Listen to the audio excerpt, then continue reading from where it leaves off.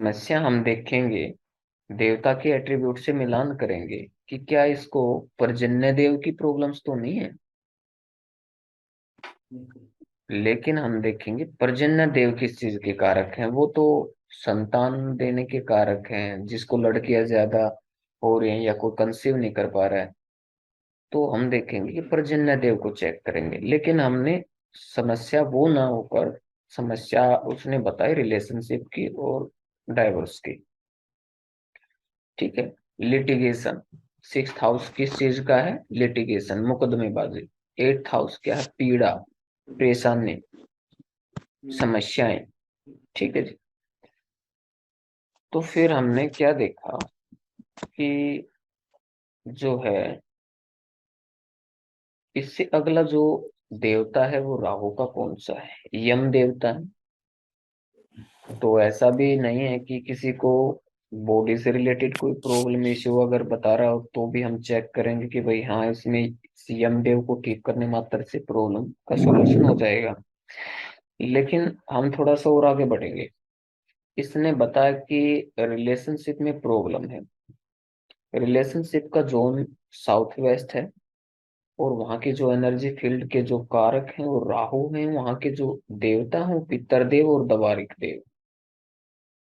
अब पितरदेव, सबसे पहले तो हम चेक करेंगे कि पितर देवता में क्या इम्बैलेंस है। टॉयलेट तो नहीं है, स्टोर रूम तो नहीं है, पितर देव की जो एनर्जी फील्ड है वहां जूते चप्पल तो नहीं उतारने लग गई, किसी प्रकार का भी डिक्लटर वगैरह कुछ ऐसा कोई प्रॉब्लम्स तो नहीं है। वो सबसे पहले वो चेक कर लेंगे।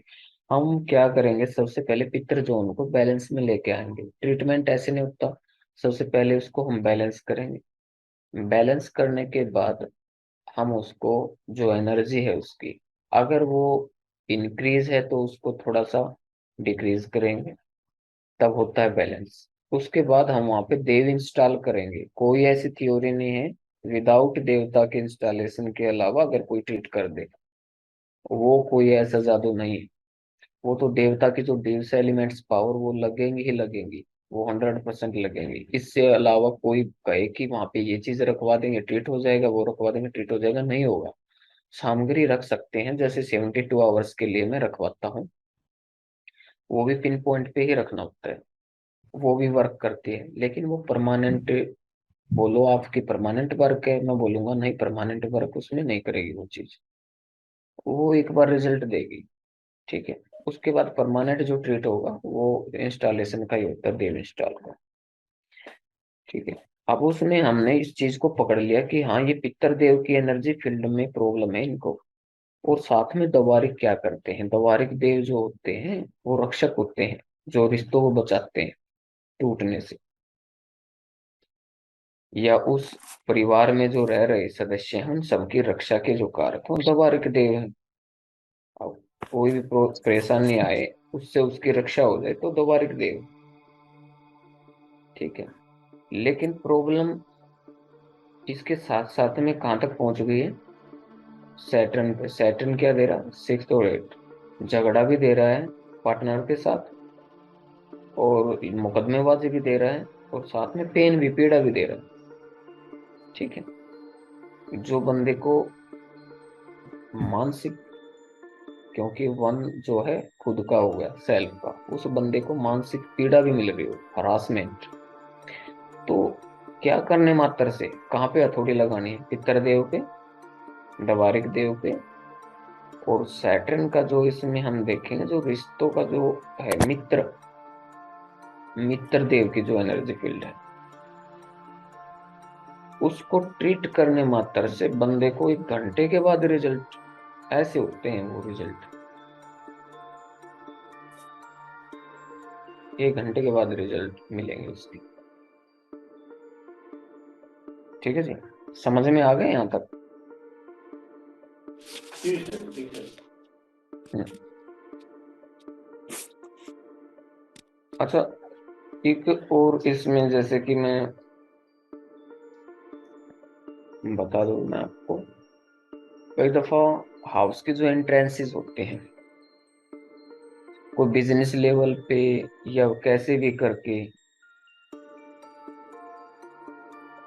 उसको मैं एक एग्जांपल दे देता हूँ। ये खुद की मेरी एक रिसर्च है, खुद का मैंने एक बनाया है इसमें, तो काफी जबरदस्त रिजल्ट आए हैं इससे। अब किसी का 12th हाउस में जो है ना, फर्स्ट हाउस का सब लोड, मान लिया किसी का केतु प्लेनेट है,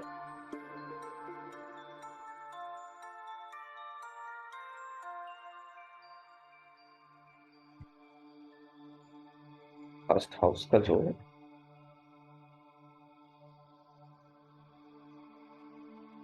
केतु,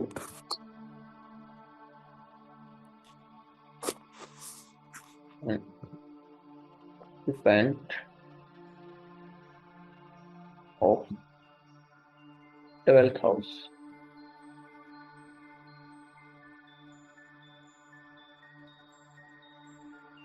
ऐसा बंदा ये कहे कि सर मेरे पास जो है ना सेविंग नहीं है, खर्चे बढ़े हुए हैं, तो हथौड़ी कहाँ पे लगाओगे? जो हथौड़ी की चोट लगानी है वो कहाँ पे लगाने हैं?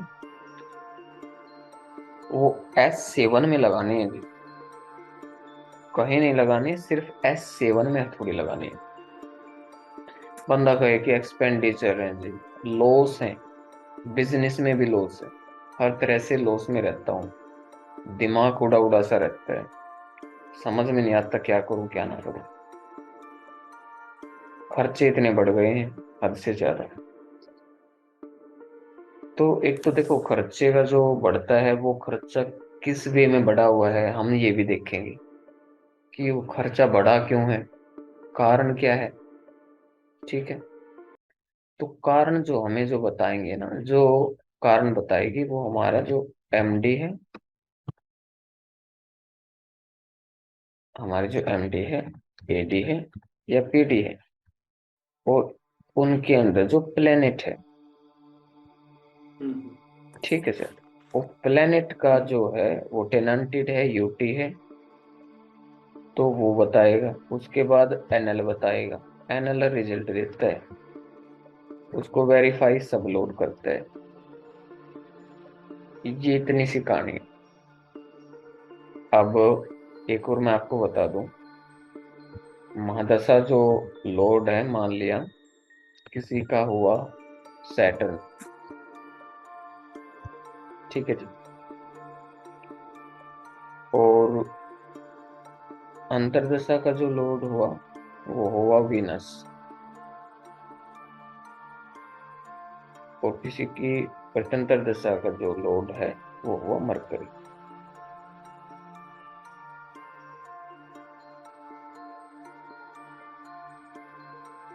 ठीक है, इनके नीचे स्क्रिप्ट बनाएंगे और इनकी जो स्क्रिप्ट चलेगी ना, अब मान लिया सैटर्न किसी का 2 है,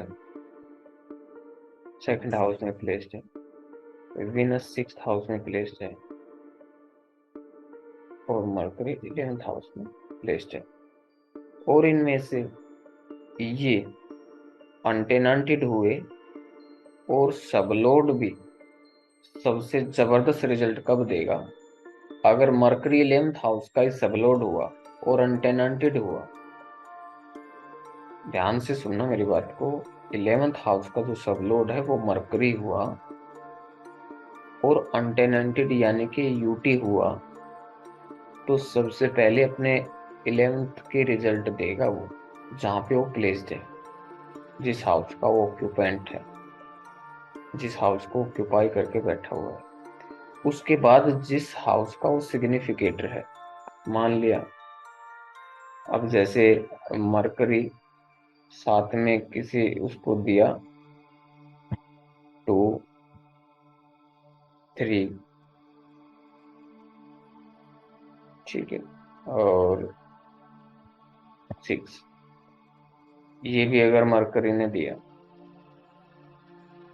तो सबसे पहले यहां से भी हम ये देखेंगे जहां पे उसकी प्लेसमेंट है, वो अपनी प्लेसमेंट के सबसे ज्यादा रिजल्ट देगा सबसे पहले 11th हाउस की। उसके बाद जो उसके सिग्निफिकेटर हैं, जैसे कि सिग्निफाई करके बैठा है जैसा उसको, सेकंड को, थर्ड को, सिक्स को, फॉर एग्जाम्पल, तो उसके बाद में इनके रिजल्ट भी आएंगे। ठीक है। सबसे पहले तो स्क्रिप्ट बनाए ना, तो जो सिग्निफिकेटर है उसको छोड़ दिया करो, जहाँ पे ऑक्यूपेंट है उस हाउस को लिया करो, कोई भी प्लेनेट है। अब जैसे मान लिया, मैं एक और एग्जांपल ले लेता हूँ, आप कोई बताए कि आपका जो महादशा किस प्लेनेट की है, संजय जी आप बताओ। सर जो वीनस की है महादशा। आपके, अच्छा ये वीनस की है। जी। ठीक है। और ये किस और हाउस में प्लेस्ड है केपी चार्ट में? 6 में सर। ठीक है सर। और देखो इंट्यूशन इतनी बड़ी हुई है कि मैंने आपका पता नहीं था, लेकिन मैं अभी लिखने वाला था कि ये आपका सिक्स में बैठा है, क्योंकि मेरे को कुछ नहीं पता अभी, सिर्फ मेरे को एकदम इंट्यूशन आया कि ये सिक्स हाउस में है आपका। ठीक है। और वीनस का जो नक्षत्र लॉर्ड है वो कौन सा प्लेनेट है संजय जी? एक मिनट।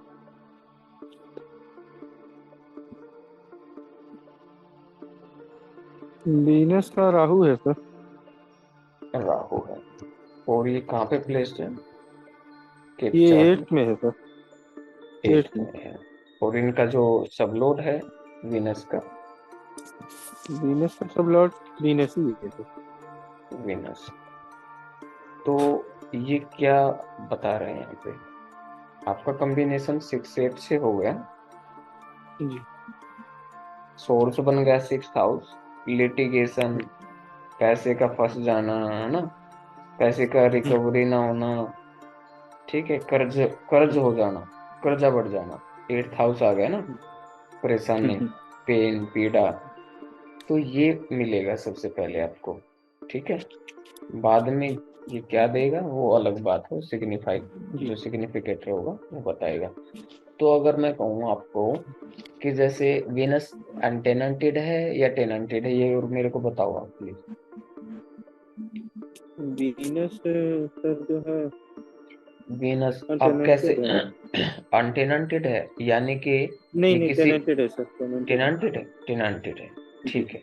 मंगल तो का। रिजल्ट, हाँ, सोर्स बन गया आपका सिक्स हाउस, और उसका पीड़ा का कारक क्या, कौन सा हाउस बना आपका?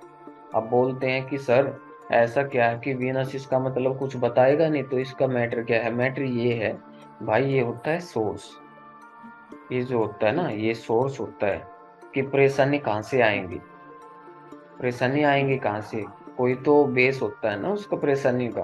वो परेशानी का है सिक्स हम्म, हाउस। सिक्स हाउस किस चीज का है? लिटिगेशन का है, कर्ज मुकदमेबाजी है, झगड़े का है, वो सिक्स हाउस है। लेकिन वो तो परेशानी का सोर्स हुआ, उसने परेशानी दी नहीं, उसने बता दिया कि मैं कहाँ से प्रॉब्लम क्रिएट करूंगा। वो प्रॉब्लम क्रिएट होती नहीं अगर यहाँ पे नीचे राहु फाइव, फाइव नंबर लेके बैठ जाता, राहु फिफ्थ हाउस में बैठ जाता, हम्म, तो उसका नेगेशन कर देता, वो कहेगा नहीं भाई मैं ऐसा कुछ नहीं होने दूंगा। लेकिन उसने एट दे दिया, यानी कि हाँ, कि मैं पीड़ा दूंगा इस सिक्स हाउस से, जो रिगार्डिंग जितने भी जो चीजें हैं इनसे रिलेटेड, उन सभी चीजों में आपको क्या मिलेगी? पीड़ा। ठीक है। अब इस पीड़ा का निदान क्या है, क्योंकि आज मेरा जो कॉन्सेप्ट है वो निदान पे है, ट्रीटमेंट पे है। जी। तो इसका हम निदान कैसे करेंगे? अब वीनस है, सबसे पहले तो हम क्या करेंगे, सोर्स को उठा दे, क्योंकि सोर्स ने तो कुछ पीड़ा नहीं दी ना, सोर्स ने तो सोर्स बना दिया, उसने तो दर्शा दिया कि भाई पीड़ा यहाँ से आएगी, पीड़ा देगा कौन? राहु, यानी कि नक्षत्र लोग। अभी क्योंकि ये आपका प्लेनेट है, जी। और जो ये है आपका, ये नक्षत्र लोड है,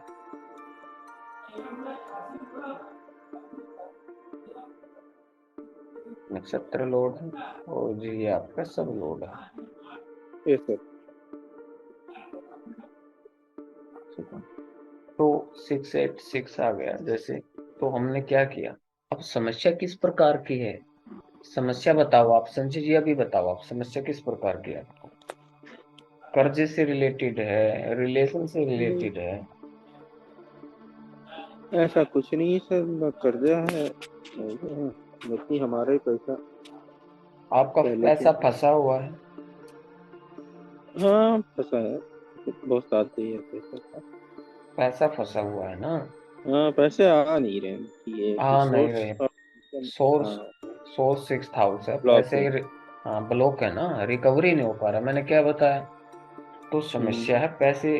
देखो, जरूरी नहीं कि वो सभी समस्याएं आपको हो, उनमें से कोई तो समस्या उस हाउस से रिलेटेड तो है।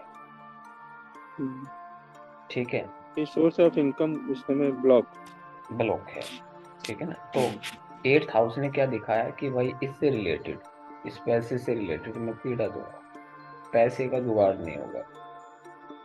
8 हाउस में राहु ने बताया। ठीक है। अब जी।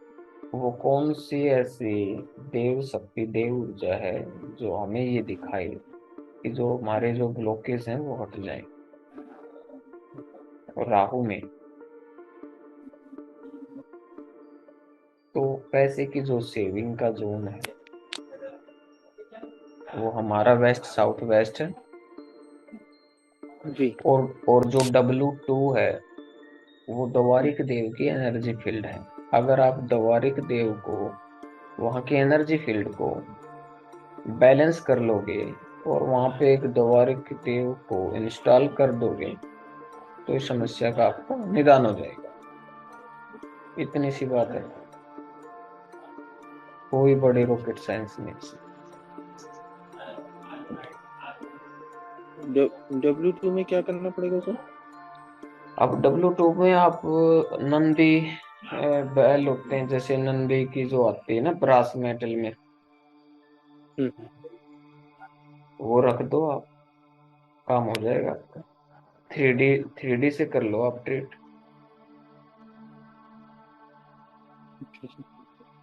आपके जो पैसे की ब्लॉकेज है ना, हम्म, हाँ उसका सॉल्यूशन हो जाएगा।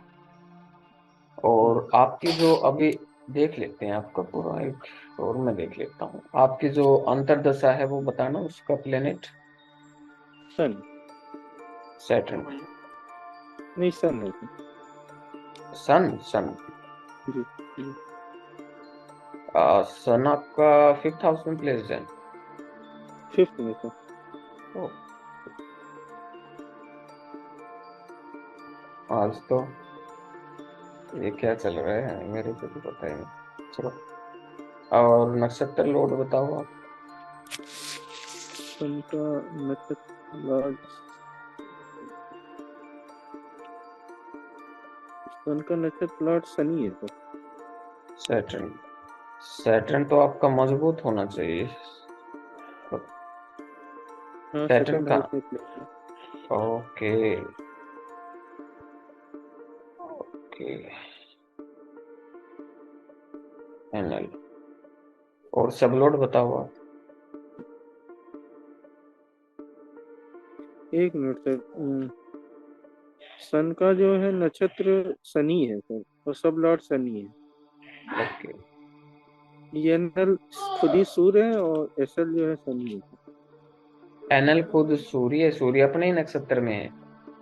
हाँ सर, सूर्य अपने ही नक्षत्र में है वैसे। तो अनटेन अनटेड ही जैसा इसको हम कहेंगे, ये खुद के रिजल्ट जो है ना दे रहा है।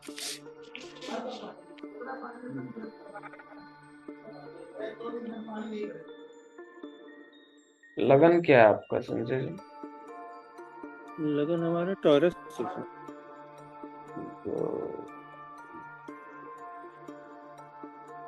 राशि गायब है कोई, 4 5 केपी है। में ना, केपी में फिर 4 5 केपी दे में रहा है आपको सेट सूर्य।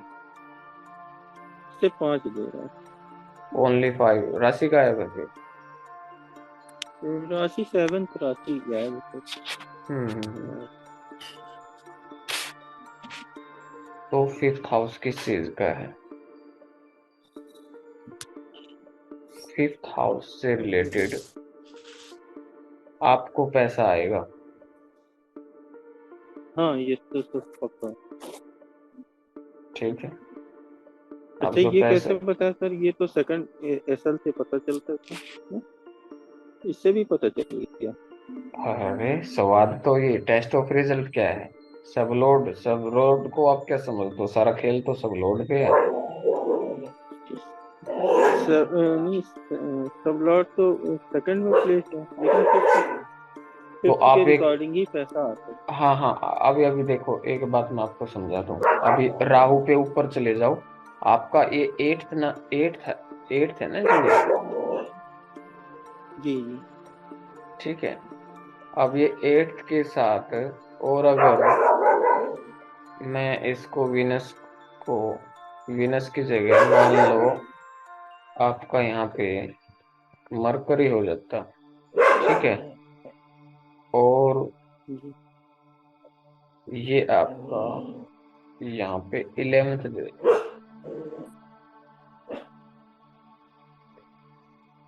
तो मैं क्या कहता आपसे, आपका जो प्रोफेशन, जो काम अगर आप करोगे एस्ट्रोलॉजी बेस,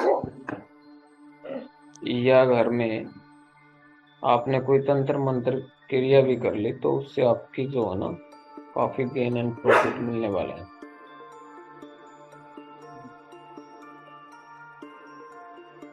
समझे कुछ? जी जी, समझ गया। नहीं थी यहाँ, ये सन फिफ्थ में है तो इस वजह से सर वो देखो, फिफ्थ पे। सूर्य सूर्य प्लेस्ड है फिफ्थ हाउस में, जी ठीक है। और बहुत ही अच्छा है। और फिफ्थ हाउस क्या है? सॉल्यूशन है, ठीक है। मंत्र चैंटिंग है। और सेकंड हाउस में बैठ गया,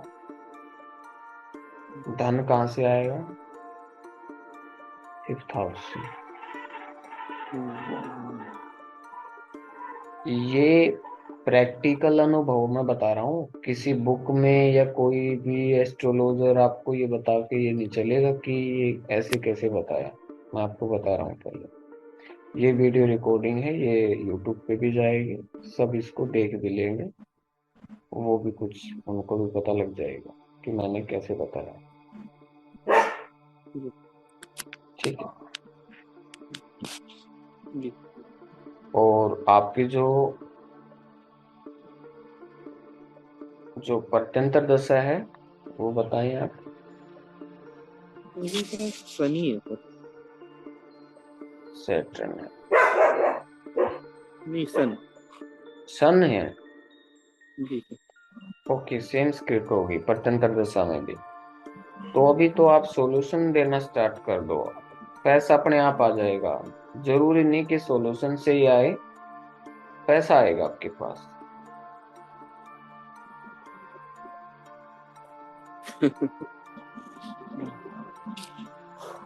जी सर। अगर देखो, आप किसी को वैसे, अब किसी को कुछ करने से फायदा होता है, किसी को कुछ करने से। आपने इधर चाहे किसी को फ्री में भी सॉल्यूशन दे दिया, उधर किसी न किसी रूप में आपके पास पैसा आएगा, चाहे वो किसी प्रकार से आए। समझ रहे हो?